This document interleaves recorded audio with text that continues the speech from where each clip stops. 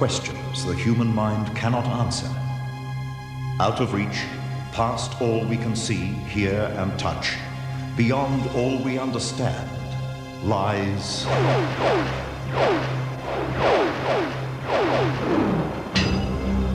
the extraordinary.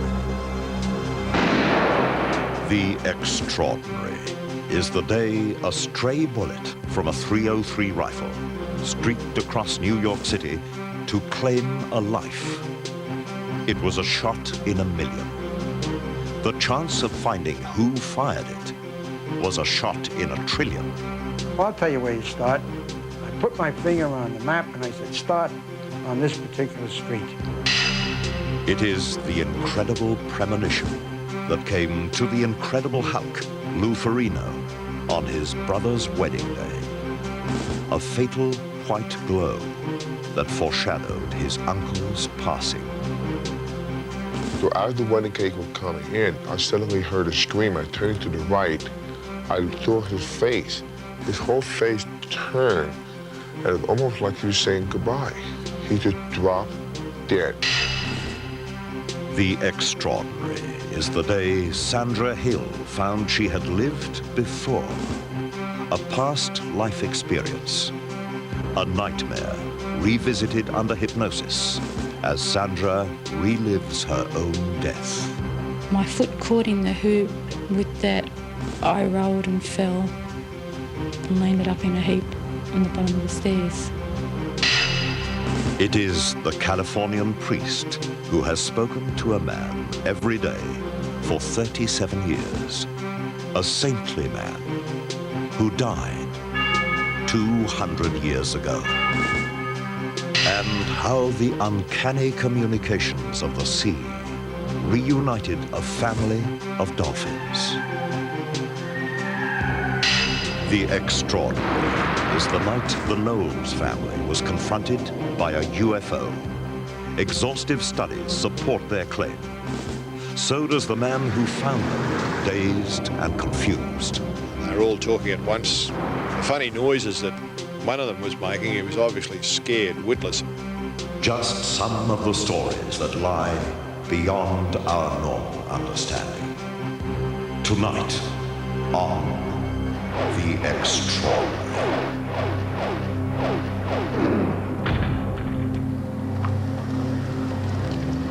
Good evening. I'm Warwick Moss. It was the day tragedy found its way through the eye of a needle. It came out of a clear blue sky and beat impossible odds to take a teenage girl's life. A shot in a million. A shot from a .303 rifle. The chances of finding out how it happened were even more remote. It could have been fired by almost anyone in the city of New York. Raphael Abramovitz has the story. Manhattan's 8 million people with their 8 million stories fill the streets under a bright sun at 8:40 on the morning of July 8th. Of all the stories unfolding in the naked city this morning, none would be more stark or more unlikely than the story of Nancy McEwen. Nancy was just 17.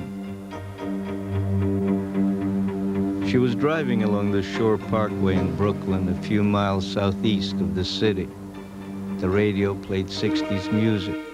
The wind played with her hair. She was on vacation, relaxed, enjoying her new Camaro sports car, heading towards her dad's construction firm, where she was working for the summer. The sun glanced off Sheepshead Bay, and the traffic was moving about 45 miles an hour. In the car behind Nancy's, a plainclothes detective was watching her. Then something strange began to happen. Through his windscreen, he noticed Nancy's car begin to veer to the right. Her indicator wasn't on, but the movement was gradual, and he presumed she was changing lanes. But her drift continued, first across one lane of the 3 lanes heading towards Manhattan, then another and another. Something was definitely wrong. In the next moment, Nancy's new Camaro went right off the parkway, swiping, then plunging into the thick roadside bushes, crunching to a violent stop, a sudden, surreal silence. As traffic screeched around the scene and clogged the parkway, Nancy was found slumped over, her hands in her lap. The detective and witnesses who gathered round knew it was over. A beautiful teenager dead in such an unexplained manner. It really saddened the neighborhood very much because here was a girl getting ready to go to college and she was here on one day and she wasn't here the next day. Her driver's license recorded her name and age, but there was no clue to what had happened to cause the crash. No personal papers indicated epileptic history or diabetic seizures. Her body was not marked. In the next hour, the mystery would be put in the hands of Brooklyn's most famous detective, tough, cigar-smoking Albert Seidman. She had beautiful long blonde hair which covered her neck and the side of her face and the side of her head. And it was assumed that some mysterious ailment had caused her demise. Seidman, now retired, was then a thick, silver-haired cop as feared and respected as any lawman in New York. He would later author a book on his life called simply Chief. Chief Seidman didn't like bad guys and he didn't like mysteries, but he was about to take on the most baffling death in Brooklyn. It was not until doctors tried vainly to revive her at Coney Island Hospital an hour later that the unexpected cause of death was discovered, a small, bloodless puncture wound hidden by her long hair behind her left ear. Nancy McEwen had been shot. We had no clues whatsoever. Someone gets murdered, killed, if you will, under such unique and mysterious circumstances. It was my job to find out what happened. Who would want to kill a girl that age, prime of her life? Who would have the motive to kill her? Who was angry enough at her to kill her? No car had been driving next to her. She was traveling at 45 miles per hour, yet somehow she had been shot dead through her car window by a bullet from nowhere. Seidman quickly established that this was not a case of murder. I was 100% certain that there was nobody traveling along parallel with this girl's car and took a shot at her while they were moving along at the same speed. So we ruled out the possibility of a deliberate shooting.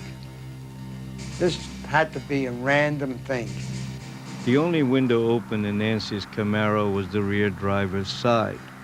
The angle of the wound meant it came from somewhere behind her car, passed through the open window and entered behind her ear as she traveled Shore Parkway. No hitman was that good. I needed a greater overall picture. So I ordered the police helicopter to come down to the scene, and I went up and I surveyed the entire area above the parkway and out towards the beach and across the water. Tests showed the bullet came from a .303 Enfield rifle. It could have been fired by any of the 2.5 million people living in that section of Brooklyn. Seaman knew it had to have come from the beach, the marshes, or even from out at sea.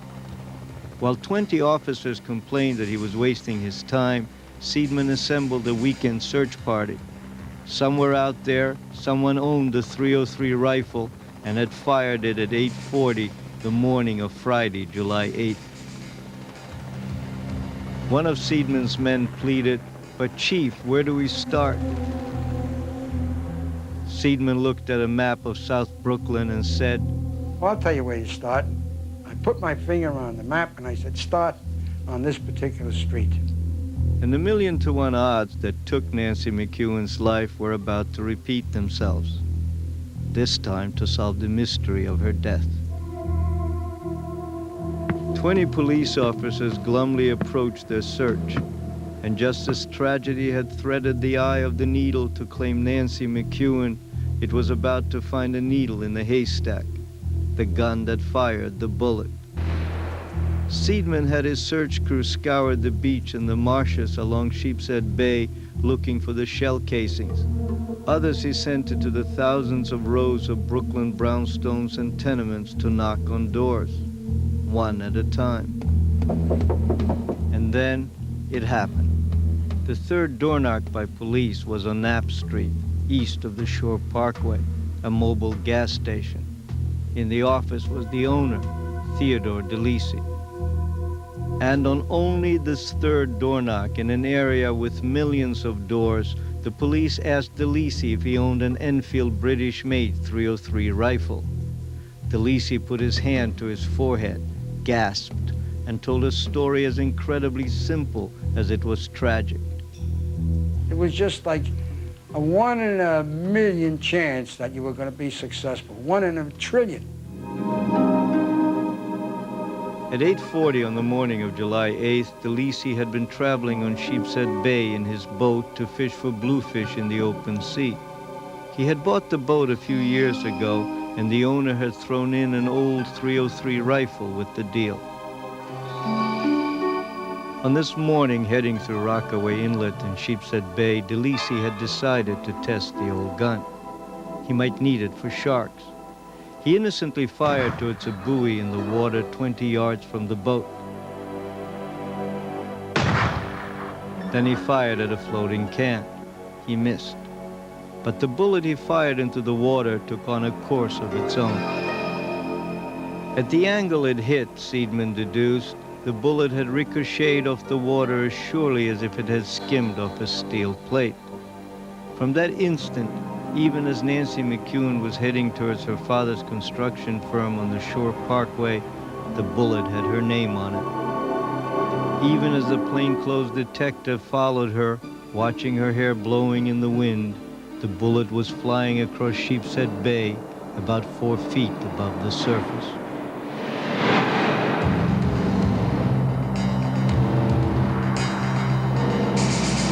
It passed over the sand dunes of Plum Beach, low across the reeds and marshes, silently, unseen. Nancy drove, unaware of its existence. DeLisi headed out to sea, believing it had sunk to the bottom of the bay. It passed over the Plum Beach parking lot, across the eastbound lanes of the parkway. It had traveled a mile now and was losing its momentum. As it cleared the median strip divider, it began to drop. The bullet was near the end of its journey.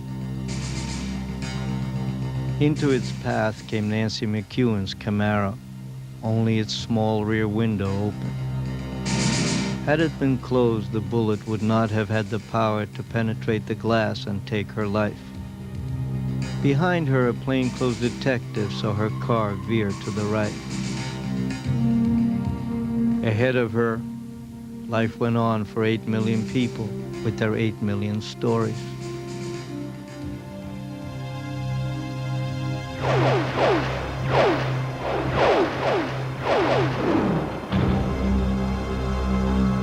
Ferrigno entertained a whole generation of kids as the Incredible Hulk, a superhuman force inside the body of an average man.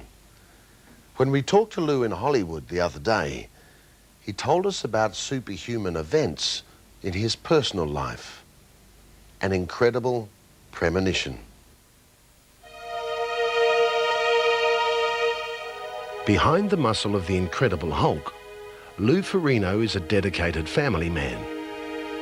He was deaf as a child. Maybe that's how he learned to be more in tune with his inner senses. I lost about 85% of my hearing. I couldn't speak when I was a kid, so I had to overcome 2 major handicaps, which wasn't easy, but it taught me to have tremendous inner peace with myself. Because I see a lot of people from the inside than just from the outside. Because I have that ability, I could have tremendous perception because I had to be so in touch with my inside of myself. because I had to depend on other people. This rare perception was the uninvited guest on May the 3rd, 1980, at his brother's wedding. I had this nervous feeling something was going to happen. And I felt uncomfortable all day that I couldn't wait for this wedding to be over, please, because everything was going too good, too smooth. I'm well. How are you? Very well. The premonition centered around his Uncle Pete, a fit and trim 50-year-old. Because look at me, 50 years old, would you believe this? So I looked at him, it's like, he looks phenomenal. Blonde hair, looks like Paul Newman. He goes, 50 years old, no smoking, no drinking, no nothing. I mean, the guy never been in the hospital, fantastic health. Everyone in his family lived to be 95 or 100. Well, he was the kind of person that everyone envied. Everyone wanted to be like him. He was the most liked human being I've ever met. He was a very charming person. People loved him, people clinged to him. People adored him, they loved listening to him. And it was too good. It was, I don't know, it was a strange feeling, like a sad feeling, because I just had a feeling that he's not going to be around for long. Lou then saw a strange body of light illuminate only his uncle. Everything was bright. It looked like a guardian angel or something. It was like bright, like very pure. That's the word, kind of very pure. That's why when I saw the ending of the movie Brainstorm, there's this one scene when you see all the angels flying like to the sky. That's the same feeling I had when I saw my uncle. The same feeling. Then they announced they're going to bring the wedding cake in. So as the wedding cake was coming in, I suddenly heard a scream. I turned to the right. I saw his face. His whole face turned, and it was almost like he was saying goodbye. He just dropped dead. But of all time, he died at the wedding with his family, everyone there. And I was his favorite nephew. And he was my favorite uncle. He was like a father I wish I had. But I didn't feel, you know what's funny? I wasn't devastated like everybody else. I was happy for him because he went in a beautiful way. It's strange, I felt so connected. It was almost very funny at the same time because here we are, the wedding, they're bringing the cake and all sitting down. The guy just dropped dead. I mean, he didn't breathe once. He hit the floor, he was dead, he blew. The paramedic came, my father, everybody else, nobody did anything. Everyone was like in shock. But I was the only one that felt connected to him. I was the only one that went to the hospital and went to see him when he died. Everybody was afraid to face the reality. But for some reason, I felt this connection from the time I saw him, because I almost took myself out of my body. I should see everyone freaking out, but I was very calm. And the inside of me actually felt like I knew what was happening, what was going on. There was a connection. It's the strangest feeling I've ever had.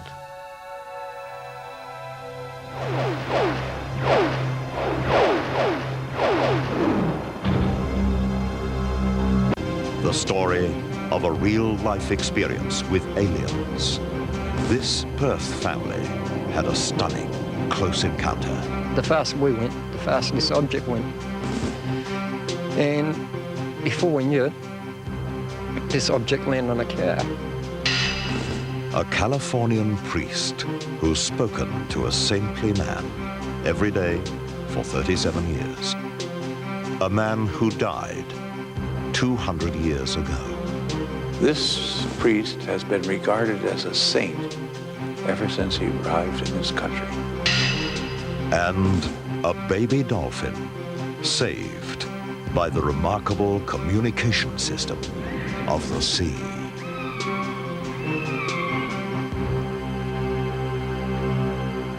Flashbacks, deja vu, feelings that we've been here before, sensations we've all felt at some time or another. But what happens when the flashback turns to reality? What happens when there's proof of a past life? Imagine the year is 1865. A dashing young military man is on his way to a stately home called Escol Park near Campbelltown, west of Sydney. His name is Duncan, and he's bound for a romantic rendezvous. The flowers are for his beloved 24-year-old Amelia. Amelia is eagerly awaiting his arrival. There's a gala evening ahead, and she's dressed for the occasion. A ball gown with a long, hooped skirt.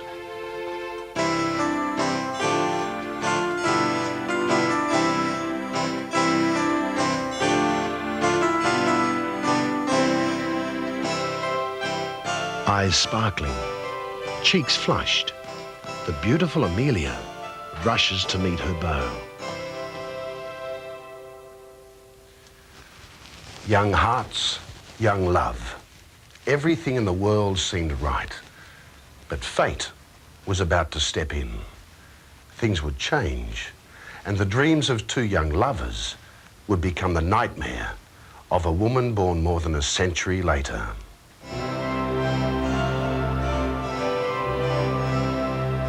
My whole being changed. I went from me, being me, to this young, vibrant young lady who was just glad to be alive and glad to run to this gentleman in the doorway. And she was beautiful.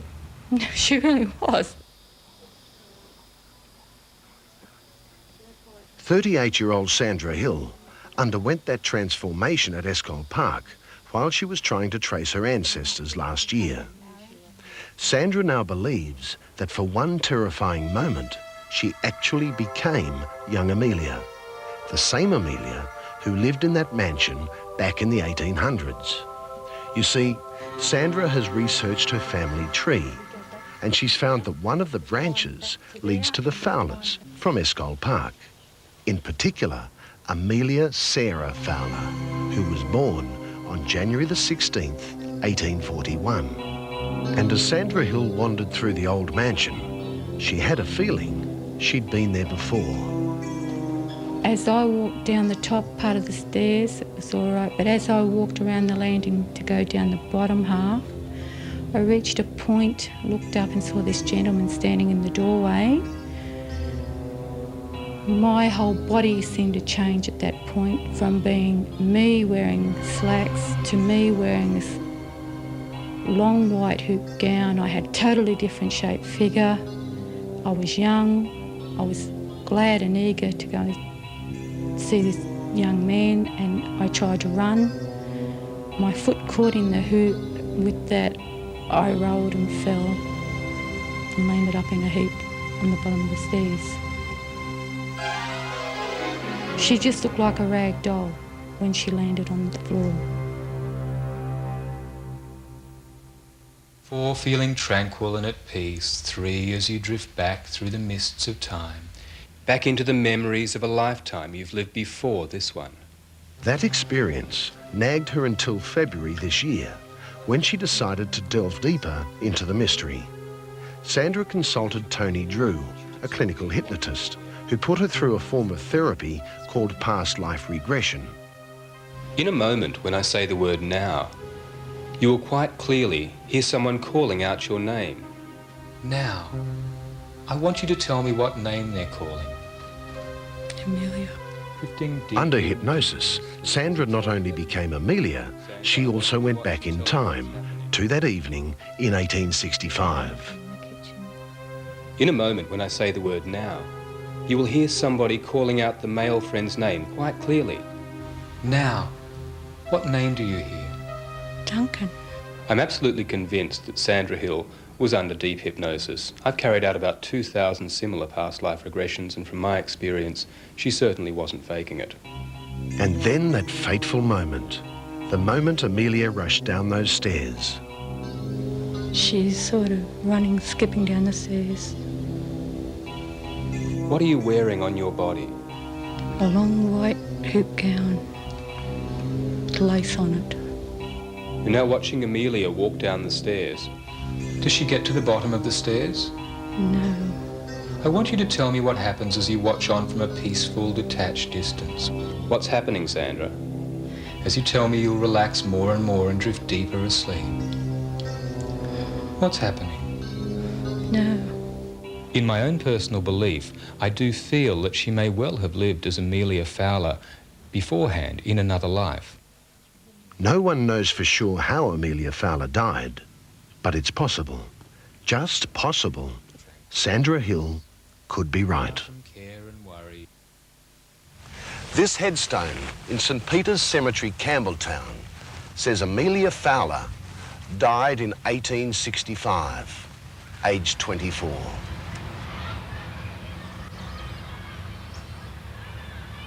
But Sandra Hill is not the only one who has been visited by Amelia Fowler. Lorraine Kearns is a receptionist at Escole Park House, the old mansion, which has been restored and is now a restaurant. I saw the vision of Amelia, and she was absolutely very beautiful. She was very fine, very thin, very picturesque, but she was really, really sad. And she was just looking at the window in the ballroom with a longingness of waiting for somebody to come. That's what I felt. And she was just awfully sad. We do know Amelia Fowler did exist. And we've heard that Sandra Hill believes that she has relived an accident which happened more than a century ago. An accident in which Amelia died, so young and so tragically. Was it a past life experience, or was it some kind of warning from a kindred soul? I had this feeling on stairs I'm going to trip, slip, whatever. It's always stairs. I have this feeling that I'm just going to lose my feet from under me and go.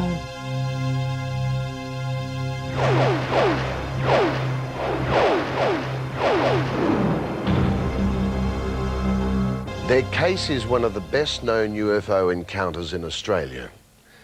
Members of the Knowles family say they ran headlong into an unidentified flying object in the middle of the West Australian desert. And official studies of the case reveal their story may well be true. One man has no doubt the Knowles saw something. He was the first to find them after their encounter.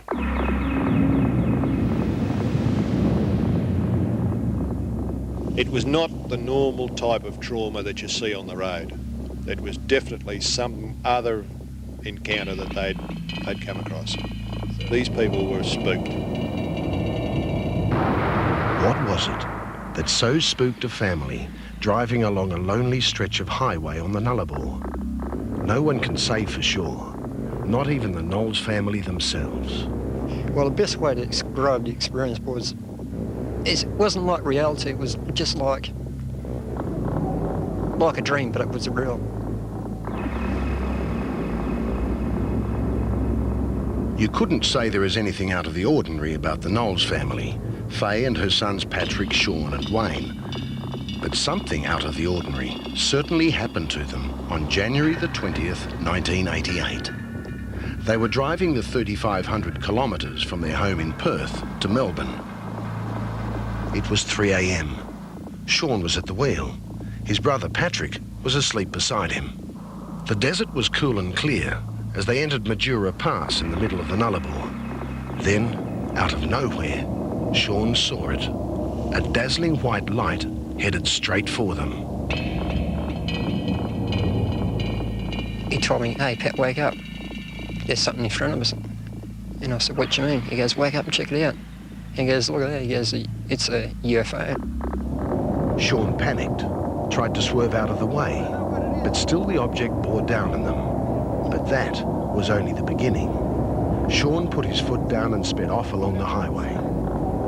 It chased us for about a half hour, and then somehow it got in front of us. It must went around us, and the faster we went, the faster this object went.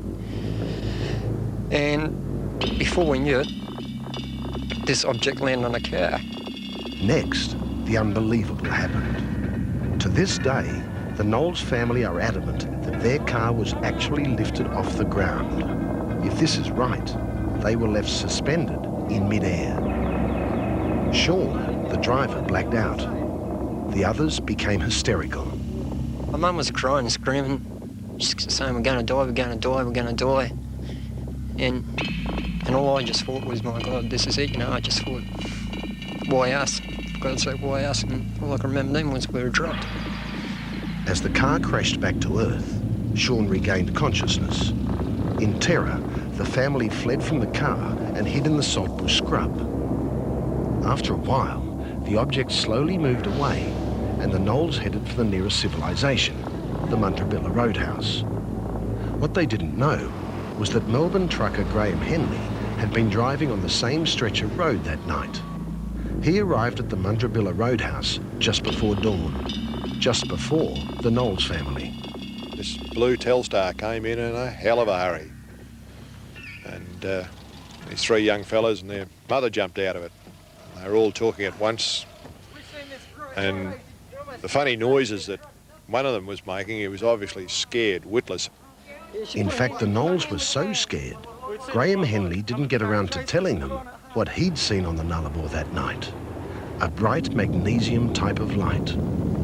It just swerved and veered all over from one side of the vehicle to the other. And I was, what the heck's going on, you know? So I sort of accelerated a bit more and kept going, and then all of a sudden it disappeared.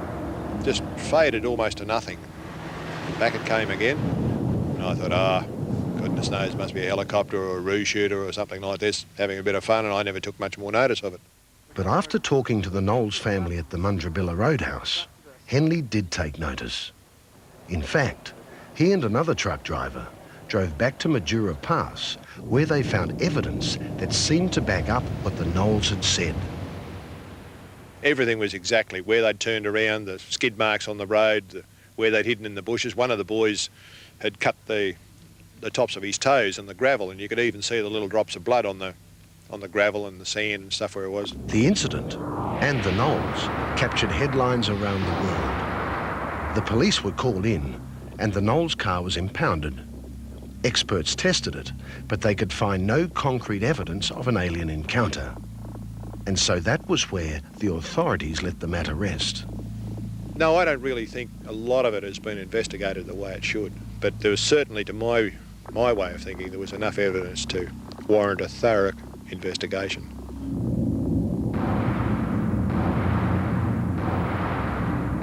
Certainly, something happened to that family that early morning. Keith Basterfield is an independent UFO researcher, and he actually took the trouble to investigate the Knowles case. His report is exhaustive, but it's also inconclusive.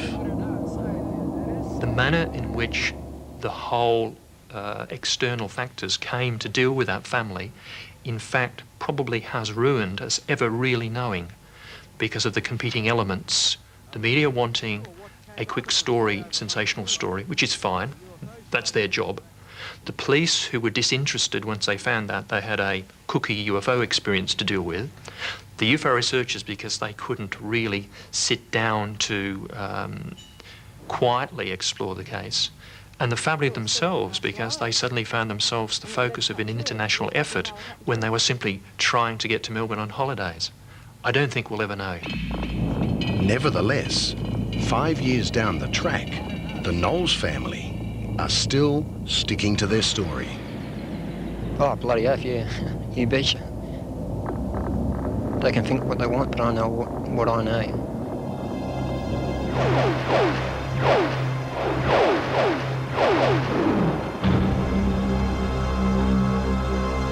Many people have heard of Father Junipero's Serra.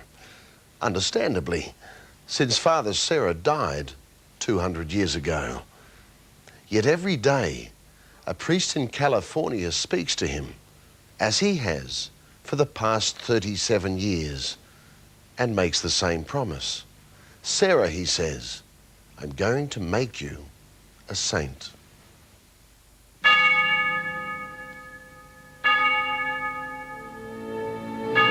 He was short of stature. He was just a punk, 5'2", but he was a giant by every other rule of measure. It has to be a true miracle. There's no other explanation for it. I mean, even the doctors said, you know, there's no other reason.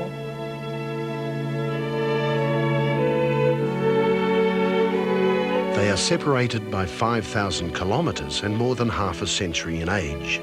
Yet there's a strong bond between the old priest and the young college student. Their thoughts, their mission, their belief in the meaning of life and beyond revolve around one man who lived in the Californian desert 200 years ago.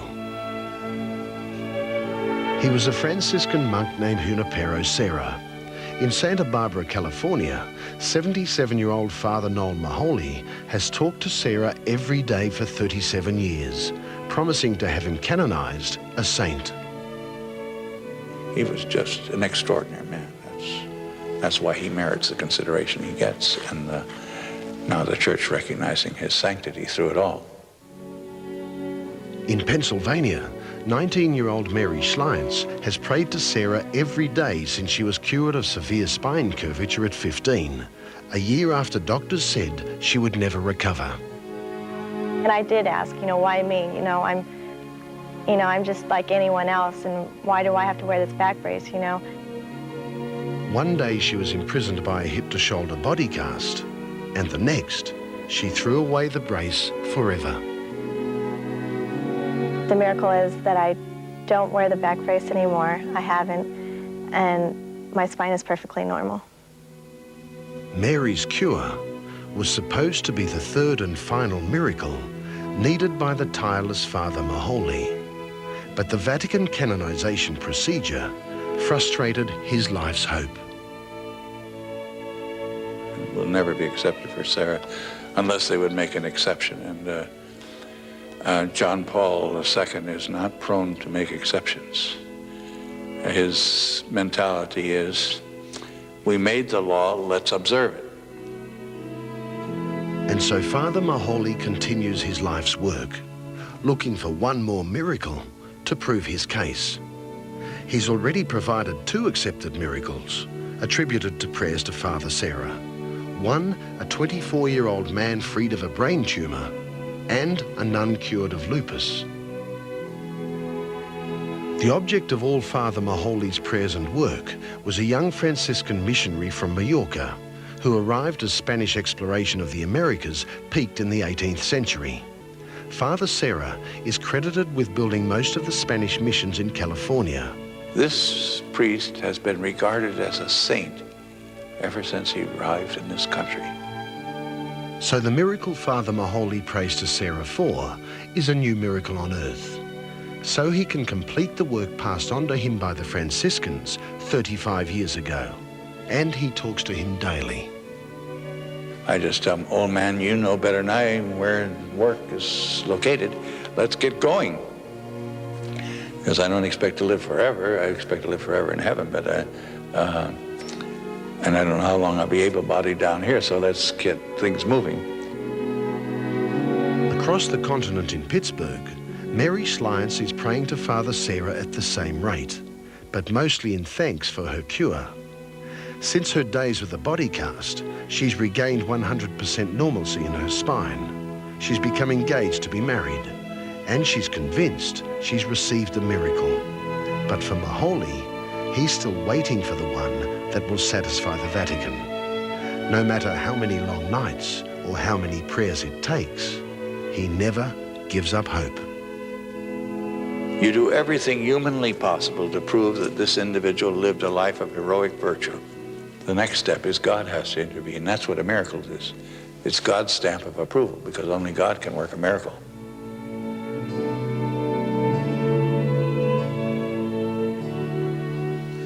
As we've seen before on the show, dolphins possess an uncanny ability to communicate. They can send messages over long distances and seem to be able to think in the most rational of ways. This is the story of how that freak communication system kept a dolphin family together against all the odds.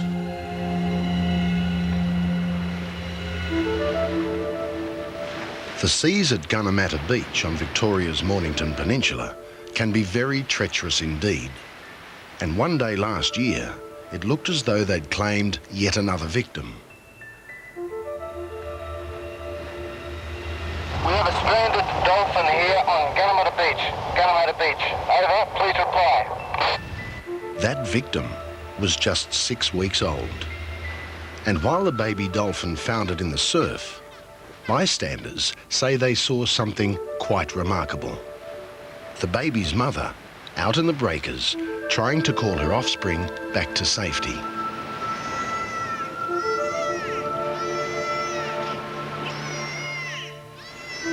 Jeff Weir is a biologist and dolphin researcher on the peninsula. It was probably exhausted. It was a very, very rough day and very big seas, and they get tired, they get exhausted just like we would if we were swimming out in it. Scotty to base, Scotty to base. Park rangers were called to the rescue. One tried everything he knew to coax the little one to safety. When that failed, the rangers began first aid to keep the dolphin alive, while they worked out what to do next.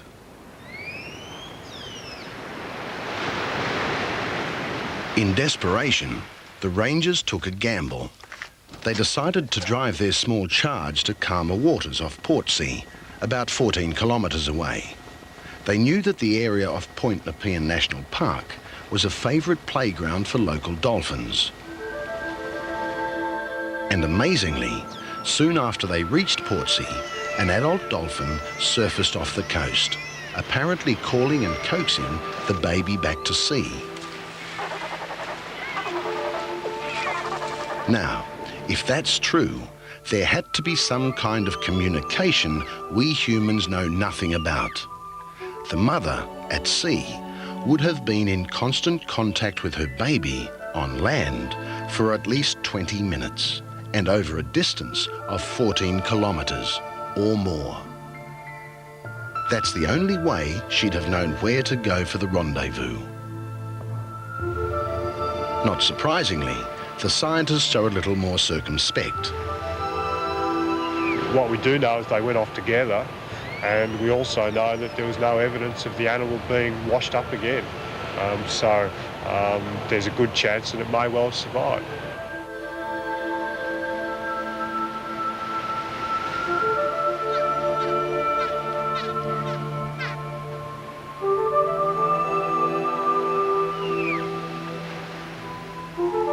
Maybe it was simply luck.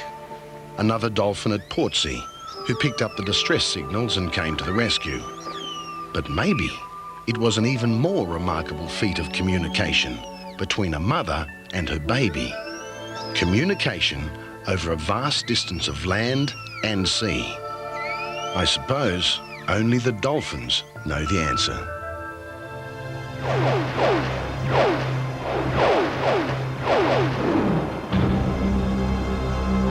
To the end of our first series of shows of The Extraordinary. Our new series begins mid-July. I think the stories we've told you and the stories you've sent us during these 10 weeks have been more enlightening than any of us would have believed when we started.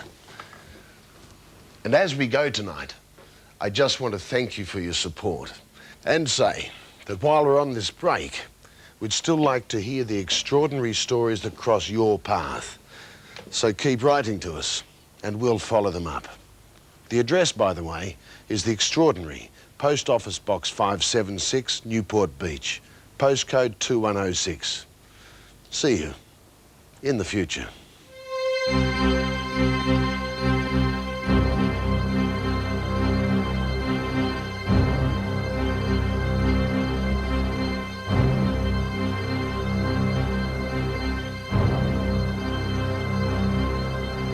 Thank you.